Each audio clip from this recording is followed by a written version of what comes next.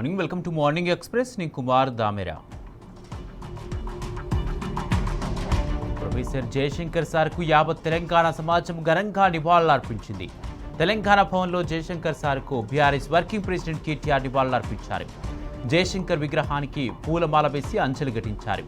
కేటీఆర్తో పాటు మాజీ మంత్రి హరీష్ రావు, మండలి ప్రధాన ప్రతిపక్ష నాయకుడు మధుసూదనాచారి, మాజీ మంత్రి నిరంజన్ రెడ్డి, ఎమ్మెల్సీ దేశపతి శ్రీనివాస్, పార్టీ ముఖ్య నాయకులు పాల్గొన్నారు. ఆచార్య జయశంకర్ విగ్రహానికి పూలమాలలు వేసి నివాళులర్పించారు. ఢిల్లీ పార్టీల చేతుల్లో తెలంగాణ తల్లడిల్లుతున్నదని బీఆర్ఎస్ వర్కింగ్ ప్రెసిడెంట్ కేటీఆర్ ఆవేదన వ్యక్తం చేశారు. 3 తరాలను ముంచిన కాంగ్రెస్ కబంధ హస్తాల్లో రాష్ట్రం అరిగోసపడుతుందన్నారు. సీఎం రేవంత్ 32 నెలల్లో 75 సార్లు ఢిల్లీకి వెళ్లడం గులాంగిరికి నిదర్శనమన్నారు. భౌగోళిక తెలంగాణ సాధించుకున్నాక కూడా సామంతుల్లా ఢిల్లీకి కప్పం కట్టే పరిస్థితి మళ్లీ వచ్చిందని విమర్శించారు. నీరు పుష్కలంగా ఉన్న కాళేశ్వరం, పాలపూరు పంపులను సీఎం రేవంత్ రెడ్డి ఆన్ చేయడం లేదని విమర్శించారు.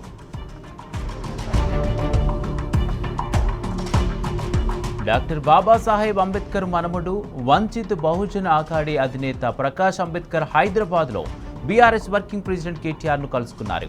బంజారా హిల్స్లోని కేటీఆర్ నివాసంలో జరిగిన వీరి సమావేశంలో పలు అంశాలు చర్చకొచ్చాయి. ఈ సమావేశంలో పలువురు బీఆర్ఎస్ సీనియర్ నాయకులు కూడా పాల్గొన్నారు. భేటీ అనంతరం ప్రకాష్ అంబేద్కర్ను కేటీఆర్ శాలువాతో సత్కరించి జ్ఞాపికను అందజేశారు. ప్రభుత్వ ఆసుపత్రుల పనితీరుపై మాజీ మంత్రి హరీష్ రావు తీవ్ర అసంతృప్తి వ్యక్తం చేశారు. సిద్దిపేట కలెక్టరేట్లో ఆరోగ్య శాఖపై సమీక్ష సమావేశంలో ఆయన పాల్గొన్నారు. జిల్లా ఆసుపత్రిలో నార్మల్ డెలివరీలు 70% నుంచి 40%కి ఎందుకు తగ్గాయని ప్రశ్నించారు. గత ప్రభుత్వ హయాంలో రెగ్యులర్గా మోకాళ్ల చిప్పల ఆపరేషన్లు జరిగేవని, ఇప్పుడు ఎందుకు ఆపరేషన్లు జరగడం లేదని డాక్టర్లను ప్రశ్నించారు. సిద్దిపేట రూరల్ మండలం రాఘవాపూర్ విద్యుత్ సబ్స్టేషన్ను మాజీ మంత్రి హరీష్ రావు ఆకస్మికంగా తనిఖీ చేశారు. గతంలో 24 గంటల పాటు నిరవధికంగా కరెంటు సరఫరా అయ్యేదని, ఇప్పుడు ఆ పరిస్థితి లేదన్నారు. రాఘవాపూర్ గ్రామంలో 3 ఫేజ్ కరెంటు కేవలం 10 గంటలు మాత్రమే ఇస్తున్నారని అన్నారు. నాణ్యమైన నిరవధిక విద్యుత్ కోసం రైతులు సబ్స్టేషన్ ముందు ధర్నాలు చేస్తున్న పరిస్థితి ఏర్పడిందని హరీష్ రావు అన్నారు. హైదరాబాద్ సహా అన్ని జిల్లాల్లోనూ అప్రకటిత విద్యుత్ కోతలతో జనం అల్లాడిపోతున్నారు. కరెంటు ఎప్పుడు వస్తుందో ఎప్పుడు పోతుందో తెలియక తీవ్ర ఇబ్బందులు పడుతున్నారు. తెలంగాణ వచ్చిన తర్వాత ఎన్నడూ ఇలాంటి పరిస్థితి లేదని పేర్కొంటున్నారు. కరెంటు కోతలతో ఐటీ ఉద్యోగులు, వర్క్ ఫ్రం హోమ్ చేసుకునేవారు, చిరు వ్యాపారులు తీవ్ర ఇబ్బందులు పడుతున్నారు. బీఆర్ఎస్ పోరాటం ఫలించింది. అడుగడుగునా తెలంగాణ నీటి హక్కులపై పోరాడిన బీఆర్ఎస్ మరో విజయం సాధించింది. పోలవరం బనకచెర్ల లింకు ప్రాజెక్టు ప్రతిపాదనను కేంద్రం వెనక్కి పంపింది. ఈ మేరకు రాజ్యసభలో వైసీపీ ఎంపీ గొల్ల బాపురావు ప్రశ్నకు కేంద్ర అటవీ పర్యావరణ శాఖ సహాయ మంత్రి కీర్తివర్ధన్ సింగ్ లిఖితపూర్వక సమాధానమిచ్చారు. గోదావరి నదీ జలాల ట్రిబ్యునల్ అవార్డుకు విరుద్ధంగా ఉందని ఫిర్యాదులు వచ్చాయని, పోలవరం బనకచెర్ల లింకు ప్రాజెక్టును వెనక్కి పంపినట్లు కేంద్రం తెలిపింది. సనత్ నగర్ నియోజకవర్గ పరిధిలోని బూత్ లెవెల్ ఏజెంట్లు, బీఆర్ఎస్ పార్టీ ముఖ్య నాయకులతో మాజీ మంత్రి తలసాని శ్రీనివాస్ యాదవ్ ప్రత్యేక సమావేశం నిర్వహించారు. ఇంటింటికి వెళ్లండి, ఓటర్లను ఎస్ఐఆర్లో భాగస్వాములను చేయండి బూత్ లెవెల్ ఏజెంట్లకు తలసాని పిలుపునిచ్చారు.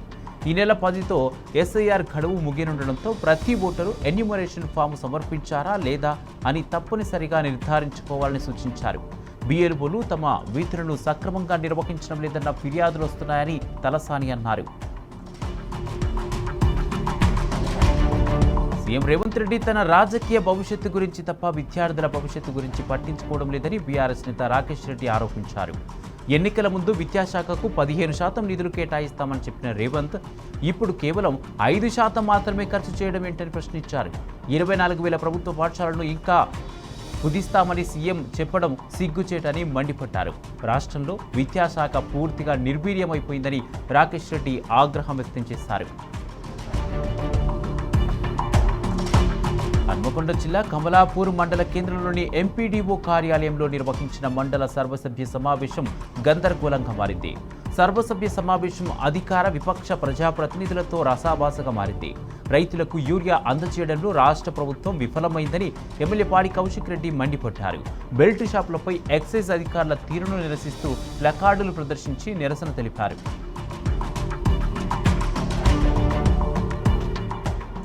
ఐఏఎస్ సందీప్ సుల్తానియాను అరెస్ట్ చేయాలని హైదరాబాద్ సిపికి తెలంగాణ హైకోర్టు ఆదేశాలు జారీ చేసింది.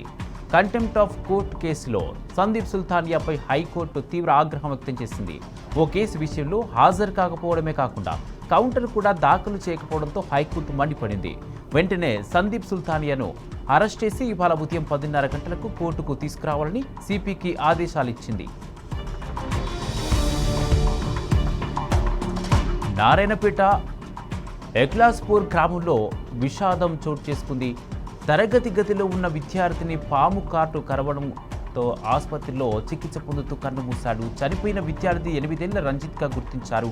మధ్యాహ్న భోజనం తర్వాత తరగతి గది కిటికీ నుంచి చేతికి బయటికి పెట్టగా పొదల్లో నుంచి ఉన్నటువంటి పాము బాలుడిని కాటువేసింది. బాలుడి మృతితో గ్రామంలో విషాద ఛాయలు అనుకున్నాయి.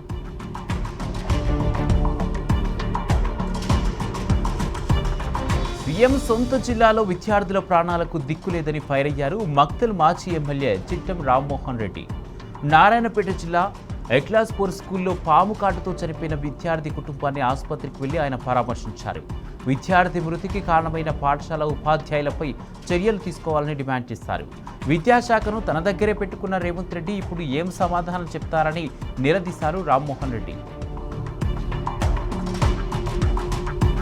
జగిత్యాల జిల్లాలో 7వ తరగతి చదువుతున్న విద్యార్థిని కనిపించకుండా పోయింది. కండ్లపల్లి మోడల్ స్కూల్లో 7వ తరగతి చదువుతున్న మధ్యప్రదేశ్కు చెందిన బాలిక బుధవారం అదృశ్యమైంది. తనకు ఇష్టం లేని పెళ్లి చేస్తున్నారని, అందుకే వెళ్లిపోతున్నారని బాలిక తన బ్యాగ్లో ఓ లేఖను పెట్టి వెళ్లిపోయినట్లు గుర్తించారు. మిస్సింగ్కు ముందు సదరు బాలిక ఇన్స్టాగ్రామ్ వేదికగా ఓ యువకుడితో చాటింగ్ చేసినట్లు పోలీసులు గుర్తించారు.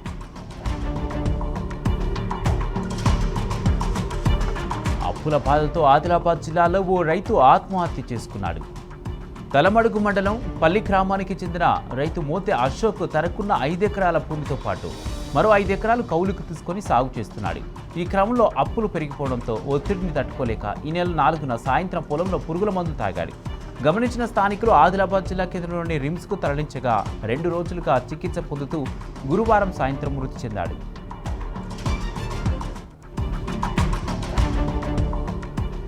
ఖమ్మం జిల్లాలో కాంగ్రెస్ అవినీతిపై కథం తొక్కారు బీఆర్ఎస్ నాయకులు. ఖమ్మం కార్పొరేషన్లో జరుగుతున్న అవినీతిపై వెంటనే విచారణ జరపాలని డిమాండ్ చేశారు. రేవంత్ సర్కారుకు వ్యతిరేకంగా నినదిస్తూ భారీ ర్యాలీ నిర్వహించారు. జిల్లా పార్టీ కార్యాలయం నుంచి మున్సిపాలిటీ వరకు పెద్ద ఎత్తున ర్యాలీ చేశారు. కార్పొరేషన్ కార్యాలయం ముందు ఆందోళన చేశారు. ఈ కార్యక్రమంలో జిల్లాలో కీలక నేతలు, పెద్ద ఎత్తున కార్యకర్తలు పాల్గొన్నారు. రంగారెడ్డి జిల్లా ఇబ్రహీంపట్నం మున్సిపల్ కార్యాలయం ముందు కార్మికులు ధర్నాకు దిగారు. రేవంత్ ప్రభుత్వం కార్మికుల జీతాలను తగ్గించే విధంగా తీసుకువచ్చిన జీవోను వెంటనే రద్దు చేయాలని డిమాండ్ చేశారు. మున్సిపాలిటీ కార్మికులు విధులకు హాజరు కాకుండా ఆందోళన చేపట్టారు. ప్రభుత్వం తమ సమస్యలను వెంటనే పరిష్కరించాలని నినాదాలు చేస్తూ నిరసన వ్యక్తం చేశారు. కొత్తగా అమల్లోకి తెచ్చిన జీవోతో దాదాపు 4,000 రూపాయలు కోత విధిస్తున్నారని ఆవేదన వ్యక్తం చేశారు.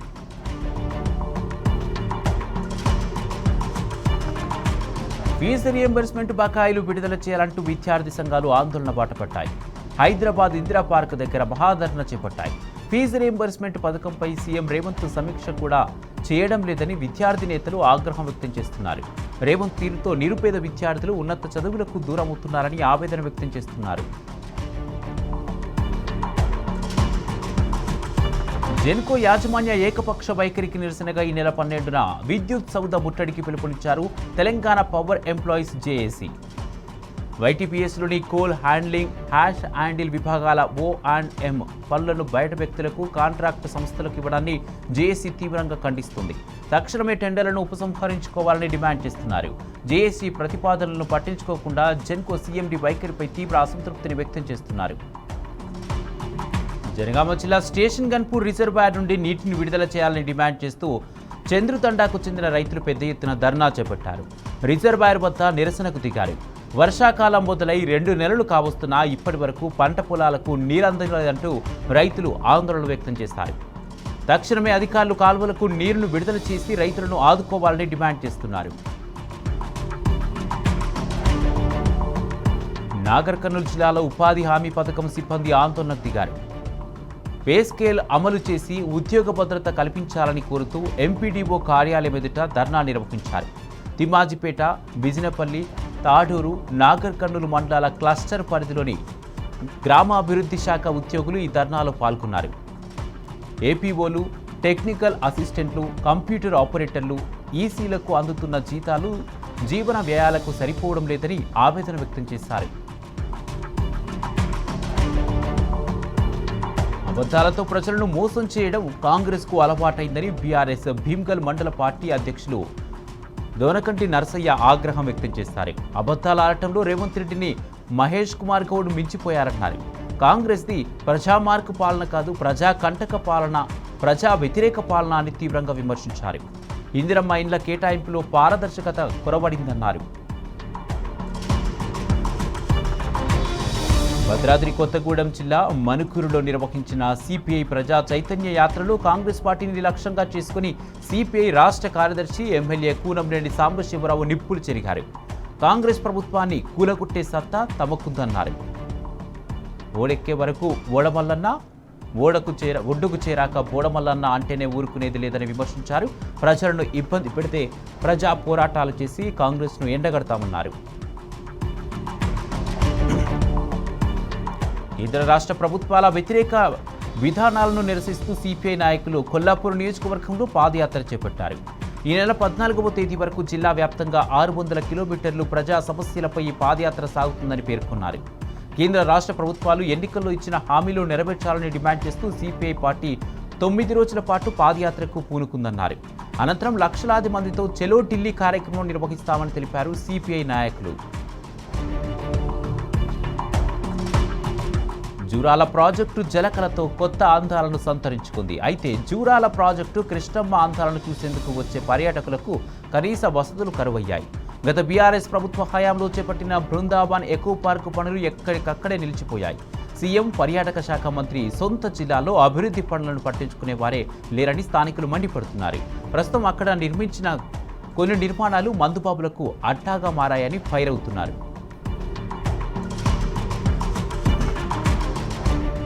టీ న్యూస్ కథనంతో రాజన్న సిరిసిల్ల జిల్లా వేములవాడ గుడి చెరువు బర్డ్ పార్క్ తలుపులు తెరుచుకున్నాయి. 3 మంత్రులు ఆర్భాటంగా ప్రారంభించిన ప్రజలకు మాత్రం అనుమతి లేదు అనే కథనాన్ని టీ న్యూస్ ప్రసారం చేసింది. టీ న్యూస్ కథనానికి అధికారులు స్పందించారు. వార్తా ప్రసారమైన కొన్ని గంటల్లోనే తాళం వేసిన గేట్లు తెరుచుకున్నాయి. ఈ పార్కును 12 కోట్ల రూపాయలతో గత బీఆర్ఎస్ ప్రభుత్వం నిర్మించింది. మిగిలిన కొద్దిపాటి పనులను పూర్తి చేసి 3 మంత్రులు ఈ మధ్య ప్రారంభించారు. రాజేంద్రనగర్ ఎమ్మెల్యే ప్రకాష్ గౌడ్పై ఆయన కుమారుడు సంతోష్ గౌడ్ తీవ్ర ఆరోపణలు చేశారు. ప్రేమ వివాహాన్ని అడ్డుకునేందుకు తనపై, తనకు మద్దతుగా ఉన్న వారిపై దాడులు చేయించారని ఆరోపించాడు. తన ప్రేమ వివాహాన్ని అడ్డుకునేందుకు తన తండ్రి ప్రయత్నిస్తున్నారని ఆరోపించారు. తాను రూపారెడ్డి కుమార్తెను వివాహం చేసుకోవాలని నిర్ణయించుకున్న విషయం తెలిసిన తర్వాత తమ కుటుంబంపై ఒత్తిడి పెరిగిందన్నారు.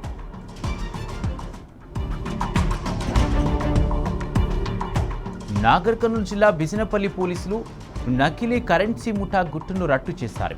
7గురిని అరెస్ట్ చేశారు. మరో నిందితుడు పరారులో ఉన్నాడని తెలిపారు.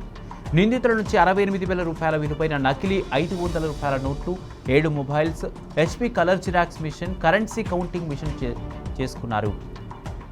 మంగనూరు కనకదుర్గ వైన్స్లో ఈ నెల 1న 500 రూపాయల నకిలీ నోటుతో బీళ్లు కొనుగోలు చేశారు. క్యాషియర్ కౌంటింగ్ మిషన్లో నోట్ తనిఖీ చేయగా నకిలీదని తేలింది. ప్రధాన నిందితుడు పశ్చిమ గోదావరి జిల్లాకు చెందిన నాగరాజుకు గుర్తించారు. BRS parliamentary party leader Vaddiraju Ravichandra తన దాతృత్వాన్ని చాటుకున్నారు. జాబ్ నోటిఫికేషన్లు రాక ఆత్మహత్యయత్నం చేసిన ఘట్టం వేణుకుమార్కు అండగా నిలిచారు. వేణుకుమార్కు ₹1,00,000 ఆర్థిక సహాయాన్ని అందించారు. ఆర్థిక సాయాన్ని జెడ్పీ మాజీ చైర్మన్ లింగాల కమలరాజు ద్వారా అందజేస్తారు. కష్టకాలంలో అండగా నిలిచిన వత్తిరాజుకు వేణు కుటుంబ సభ్యులు కృతజ్ఞతలు తెలిపారు.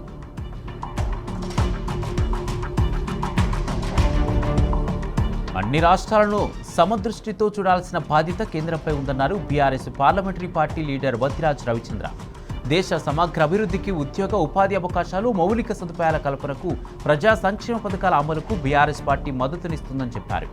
తమ పార్టీ చాలా రోజులుగా డిమాండ్ చేస్తున్న కొత్తగూడెంను రైల్వే డివిజన్గా ప్రకటించాలన్నారు.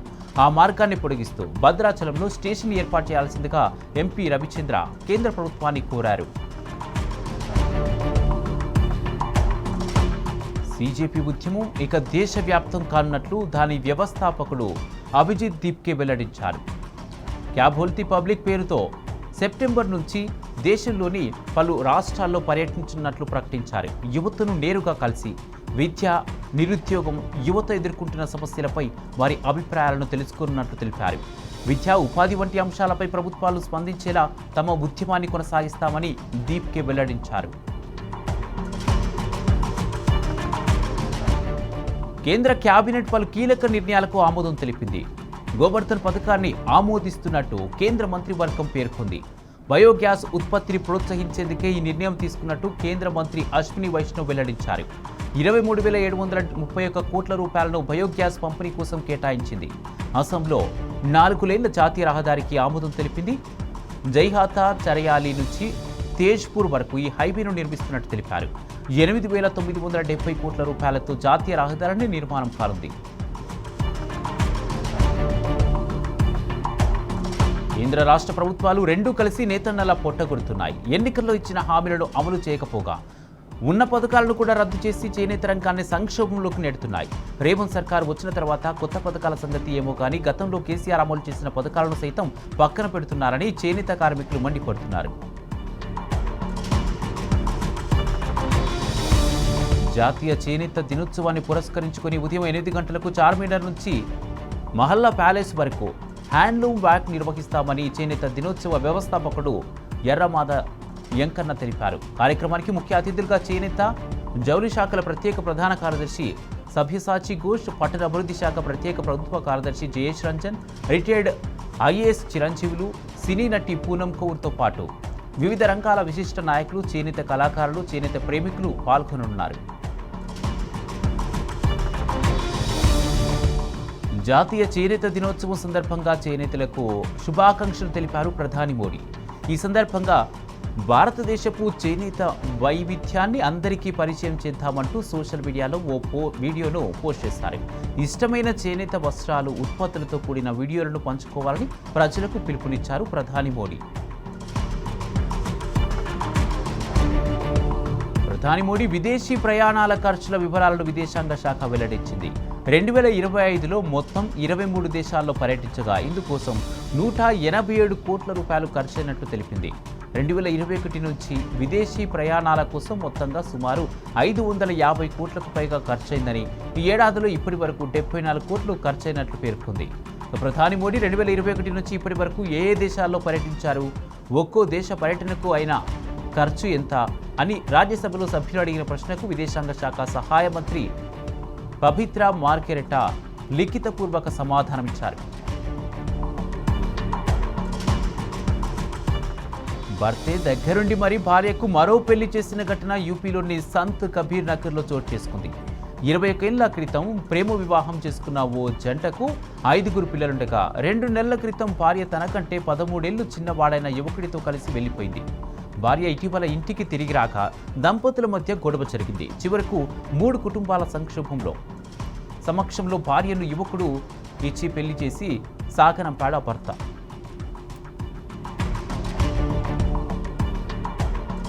ఢిల్లీలో భారీ వర్షాల కారణంగా రోడ్లన్నీ జలమయమయ్యాయి. రహదారులన్నీ నీటితో నిండిపోవడంతో స్కూల్ నుంచి వస్తున్న విద్యార్థులు డ్రైనేజీ గుంతలో పడిపోయారు. ఈ ఘటన ఉత్తర ఢిల్లీలోని జగత్పూర్లో జరిగింది. 10 మంది విద్యార్థులు స్కూల్ నుంచి వస్తుండగా ముందుగా నడుస్తున్న 3 విద్యార్థులు డ్రైనేజీలో పడిపోయారు. మిగతా పిల్లలు కేకలు వేయడంతో వెంటనే స్పందించిన స్థానికులు పిల్లలను కాపాడారు.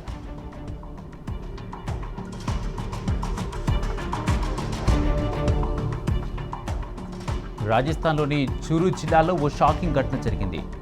సుజన్గఢ్లోని ప్రభుత్వ ఫతేపురియా మాతా శిశు ఆసుపత్రి ప్రధాన ద్వారం వద్ద సీలింగ్లోని ఒక భాగం అకస్మాత్తుగా కూలిపోయింది. అదే సమయంలో అటుగా వెళ్తున్న మహిళపై స్లాబ్ పెచ్చులు ఊడిపడ్డాయి. దాంతో మహిళ తలకు తీవ్ర గాయమైంది.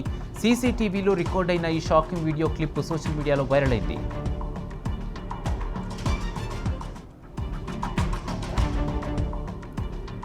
పుదుచ్చేరిలో భారీ వర్షాల కారణంగా గోడ కూలి ఓ వ్యక్తి మరణించాడు. మెట్టుపాలె లారీ టెర్మినల్ సమీపంలో భారీ వర్షం కారణంగా అకస్మాత్తుగా గోడ కూలింది. దాంతో పలువురు శిథిలాల కింద చిక్కుకుపోయారు. క్షతగాత్రులను బయటకు తీసేందుకు అగ్నిమాపక సిబ్బంది, స్థానిక ప్రజలు కలిసి సహాయక చర్యలు చేపడుతున్నారు. ప్రమాద స్థలాన్ని ముఖ్యమంత్రి ఎన్ రంగస్వామి సందర్శించారు. డబుల్ ఇంజన్ ప్రభుత్వాల పాలనలో అభివృద్ధి రోజురోజుకు గుంతలతో కొత్త పుంతలు తొక్కుతున్నది. యూపీలో 4,200 కోట్లతో నిర్మించిన లక్నో కాన్పూర్ ఎక్స్ప్రెస్ వేను ప్రారంభించి 18 రోజులైనా కాకముందే అడుగుకో అతుకు గజానికో గతుకు అన్నట్టుగా తయారైంది. 63 కిలోమీటర్ల హైవేపై ఏకంగా 84 చోట్ల భూమి కుంగిపోయింది. దాంతో రిపేర్ల కోసం రోడ్డుపై తేమ ఆరిపోయేందుకు టేబుల్ ఫ్యాన్లను ఏర్పాటు చేసిన వీడియోలు సోషల్ మీడియాలో వైరల్ అవుతున్నాయి. గుజరాత్లోని మోర్పీ తాలూకాలోని విర్పర్త గ్రామంలో ఓ బావిలోని నీళ్లు అలలుగా ఊగిపోతున్నాయి. ఆదివారం నుంచి బావిలోని నీళ్లు పదే పదే అలల మాదిరిగా ఊగుతున్నాయి. మంగళవారం ఈ కదలిక కొద్దిసేపు తగ్గినప్పటికీ బుధవారం సాయంత్రం నుంచి మళ్లీ మొదలైంది. దాంతో చుట్టుపక్కల గ్రామాల ప్రజలు ఈ బావిని చూడడానికి క్యూ కడుతున్నారు. దీనికి సంబంధించిన వీడియో సోషల్ మీడియాలో వైరల్గా మారింది.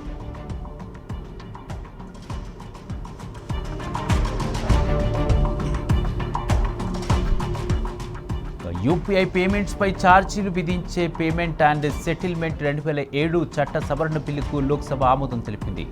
ఎలాంటి చర్చ లేకుండానే లోక్సభ బిల్లును ఆమోదించింది. ఈ బిల్లు ప్రకారం ఇకపై ఛార్జీల వసూళ్లు పూర్తి అధికారం బ్యాంకులకే ఉండనుంది. విపక్షాల నిరసనల మధ్య లోక్సభ రేపటికి వాయిదా పడింది. రాజ్యసభలో బిల్లు ఆమోదం పొంది రాష్ట్రపతి ఆమోదముద్ర లభిస్తే బిల్లు చట్టంగా మారనుంది. భారత్ మరో కీలక క్షిపణి పరీక్షను విజయవంతంగా పూర్తి చేసింది. అగ్ని-4 బాలిస్టిక్ క్షిపణిని ఒడిశాలోని చాందీపూర్ ఇంటిగ్రేటెడ్ పరీక్షా కేంద్రం నుంచి ప్రయోగించినట్లు కేంద్ర రక్షణ మంత్రిత్వ శాఖ వెల్లడించింది. అగ్ని-4 సుమారు 4,000 కిలోమీటర్ల దూరంలోని లక్ష్యాలను చేరుకోగల సామర్థ్యం కలిగిన బాలిస్టిక్ క్షిపణి. ఇది సాలిడ్ ఫ్యూయల్ సాంకేతికతో పనిచేస్తుంది. ఈ క్షిపణిని రోడ్ మొబైల్ లాంచర్ నుంచి కూడా ప్రయోగించవచ్చు. దాంతో దీని మొబిలిటీ పెరిగి శత్రువులు టార్గెట్ చేయడం కష్టమవుతుంది. అమెరికా అధ్యక్షుడు డొనాల్డ్ ట్రంప్ ఇరాన్ గురించి మరోసారి సంచలన వ్యాఖ్యలు చేశారు. ఇరాన్ వద్ద అణ్వాయుధం ఉండకూడదని, అందుకోసం తాను అత్యంత కీలకమైన ప్రక్రియను ప్రారంభించినట్లు వెల్లడించారు. ఇరు దేశాల యుద్ధం త్వరలోనే ముగుస్తున్నదని భావిస్తున్నారని ట్రంప్ ఇరాన్ తన ఎక్కువ కాలం యుద్ధం కొనసాగించలేదని తన అభిప్రాయాన్ని వెల్లడించారు.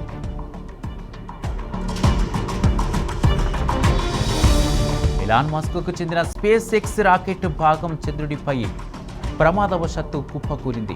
ఈ రాకెట్ భాగం దాదాపు 4 టన్నుల బరువున్న ఫాల్కన్ 9 రాకెట్ నుంచి ఊడిపడింది. ఇది గంటకు సుమారు 8,700 కిలోమీటర్ల వేగంతో చంద్రుడి ఉపరితలాన్ని ఢీకొట్టింది.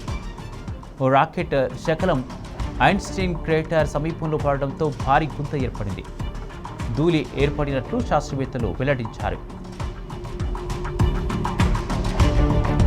పశ్చిమ బెంగాల్లో భారీ వర్షాలు వణికిస్తున్నాయి. వర్ష బీభత్సంతో రాష్ట్రంలోని ప్రధాన నగరాలన్నీ జలమయమయ్యాయి. కోల్కతా, రాజర్హాట్, బర్నీష్, బఖాలి జిల్లాలు తడిసిముద్దవుతున్నాయి. ఇటు పశ్చిమ మెదినాపూర్, పురులియా, నదియా, దక్షిణ 24 పరిణాల జిల్లాల్లో జనజీవనం స్తంభించింది. ముంపు ప్రాంతాల్లో సహాయక చర్యలు చేపట్టిన రెస్క్యూ బృందాలు బాధితులను సురక్షిత ప్రాంతాలకు తరలిస్తున్నాయి. అయితే రాష్ట్రంలో మరికొన్ని రోజుల పాటు భారీ వర్షాలు కురుస్తాయన్న ఐఎండీ ఆరెంజ్ అలర్ట్ ప్రకటించింది.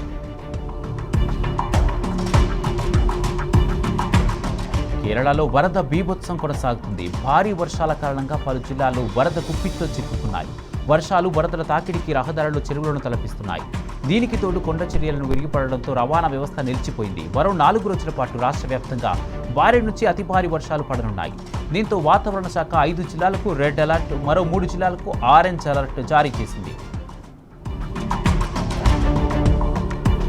జమ్మూ కాశ్మీర్ను వరుస క్లౌడ్ బరస్టులు వణికిస్తున్నాయి. నెల రోజుల్లో 35కు పైగా మెరుపు వరదలు సంభవించాయి.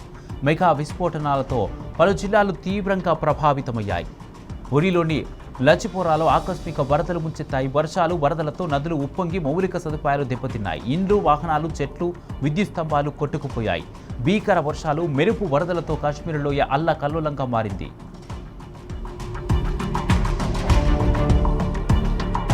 అస్సాంలో జల విలయం కొనసాగుతుంది. భీకర వర్షాలు, వరద బీభత్సంతో మృతుల సంఖ్య 95కు చేరింది. 14 జిల్లాలోని 543 గ్రామాలు నీట మునిగాయి. 1,00,000కు పైగా ప్రజలు ఇంకా వరద గుప్పిట్లోనే ఉన్నారు. ఒక శివసాగర్లోనే 57,000 మందికి పైగా నిరాశ్రయులయ్యారు. 15,000 మందికి పైగా బాధితులు సహాయక శిబిరాల్లో తలదాచుకుంటున్నారు. వారం రోజుల పాటు రాష్ట్ర వ్యాప్తంగా అతి భారీ వర్షాలు కురుస్తాయని వాతావరణ శాఖ హెచ్చరించింది. ఢిల్లీలో భారీ వర్షాలు కురుస్తున్నాయి. ఢిల్లీలోని ప్రధాన ప్రాంతాలు తడిసి ముద్దవుతున్నాయి. వరద నీరు ముంచెత్తడంతో రోడ్లు చెరువులను తలపిస్తున్నాయి. దీంతో వాహనదారులు తీవ్ర ఇబ్బందులు పడుతున్నారు. ఇదిలా ఉంటే మరో 2 రోజుల పాటు ఢిల్లీ పరిసర ప్రాంతాల్లో భారీ వర్షాలు కురుస్తాయన్న వాతావరణ శాఖ ఆరెంజ్ అలర్ట్ జారీ చేసింది. తెలంగాణపై ఉపరితల ఆవర్తనం కొనసాగుతున్నదని హైదరాబాద్ వాతావరణ కేంద్రం వెల్లడించింది. దీని ప్రభావంతో రాష్ట్రంలో ఈ నెల 12 వరకు తేలికపాటి నుంచి మోస్తారు వర్షాలు అక్కడక్కడ కురిసే అవకాశం ఉందని తెలిపింది. రాబోయే 2 రోజులు గంటకు 30 నుంచి 40 కిలోమీటర్ల వేగంతో అన్ని జిల్లాల్లో అక్కడక్కడ బలమైన ఉపరితల గాలులు వీచే అవకాశం ఉన్నట్టు వాతావరణ అధికారులు అంచనా వేశారు. రాబోయే 24 గంటల్లో ఆకాశం పాక్షికంగా మేఘావృతమై ఉంటుందని, హైదరాబాద్లోని కొన్ని ప్రాంతాల్లో చాలా తేలికపాటి నుంచి మోస్తారు వర్షం కురిసే అవకాశం ఉందని పేర్కొన్నారు. శ్రీలంకతో టెస్ట్ సిరీస్కు సిద్ధమవుతున్న టీమిండియా కెప్టెన్ శుభ్మాన్ గిల్ ప్రాక్టీస్లో గాయపడ్డాడు. పేసర్ విర్నర్ బ్రౌర్ బౌలింగ్లో గిల్ కుడి చేతి బొటన వేలికి బంతి బలంగా తాకింది. దీంతో వెంటనే ఫిజియో సేవలు తీసుకున్న గిల్ చేతి వేలికి స్ట్రాప్ కట్టుకుని మళ్ళీ బ్యాటింగ్ వచ్చాడు. అయితే ఇవాళ లంక 11తో మొదలయ్యే 3 రోజుల ప్రాక్టీస్ మ్యాచ్లో బరిలోకి దిగుతాడో లేదో వేచి చూడాలి. క్రికెట్ అభిమానులకు భారత్ పాకిస్తాన్ మ్యాచ్ మళ్లీ చూసే అవకాశం రాబోతుంది. ఇటీవలే మహిళల వన్డే వరల్డ్ కప్లో తలపెట్టిన దాయాదులు ఈసారి ఆసియా కప్లో అమీతుమీ తేల్చుకోనున్నాయి. ఆసియా కప్ షెడ్యూల్ను ఆసియా క్రికెట్ కౌన్సిల్ గురువారం విడుదల చేసింది. ఆసియా దేశాలు పోటీ పడే ఈ మెగా టోర్నీకి దుబాయ్ ఆతిథ్యమివ్వనుంది. ఆగస్టు 28 నుంచి మ్యాచ్లు ప్రారంభం కానున్నాయని ఏసీసీ వెల్లడించింది. అందరూ ఆసక్తి కనబరిచే భారత్ పాకిస్తాన్ మ్యాచ్ సెప్టెంబర్ 5న జరగనుందని ఏసీసీ తెలిపింది. నేచురల్ స్టార్ నాని కథానాయకుడిగా శ్రీకాంత్ ఓదెల దర్శకత్వంలో తెరకెక్కుతున్న పీరియాడిక్ చిత్రం ది ప్యారడైజ్ నిర్మాణ దశ నుంచే ఈ సినిమా భారీ హైప్ను క్రియేట్ చేస్తూ వస్తుంది. ఈ చిత్రాన్ని సెప్టెంబర్ 24న విడుదల చేయబోతున్నట్లు మేకర్స్ ప్రకటించారు. ఈ సందర్భంగా గురువారం టీజర్ను విడుదల చేశారు. ఈ జాగ ఎవరిది, ఈ దేశం ఎవరిది అంటూ నాని బిగ్గరగా నినాదాలు చేస్తూ తన భార్యలో చైతన్యాన్ని రగిల్చే సన్నివేశంతో టీజర్ ఆసక్తికరంగా మొదలైంది. ఈ సినిమాలో జడల్ అనే పవర్ఫుల్ పాత్రలో నాని కనిపించబోతున్నారు. బులియన్ మార్కెట్లో బంగారం, వెండి ధరలు భారీగా పెరిగాయి. అంతర్జాతీయ అనిశ్చితులు, భౌగోళిక రాజకీయ ఉద్రిక్తతలతో ఈ ఖరీదైన లోహాల ధరలు ఆకాశాన్నంటాయి. 10 గ్రాముల 24 క్యారెట్ల బంగారం ఒక్కసారిగా 3,790 రూపాయల మేర పెరిగి 1,53,000 రూపాయలకు చేరింది. ఆర్నమెంట్ బంగారం ధర కూడా భారీగా పెరిగి 1,37,000 రూపాయలు పలుకుతుంది. అంతర్జాతీయ మార్కెట్లో స్పాట్ గోల్డ్ ధర ఔన్స్కు $4,261 వద్ద కొనసాగుతుంది. పసిడితో పాటు వెండి ధరలు కూడా గణనీయంగా పెరిగాయి. వెండి ధర కిలోకి 3,151 రూపాయలు పెరిగి 2,33,000 రూపాయల వద్ద ట్రేడ్ అవుతుంది. ఇవి మార్నింగ్ ఎక్స్ప్రెస్ అప్డేట్స్. చూస్తూనే ఉండండి టీ న్యూస్.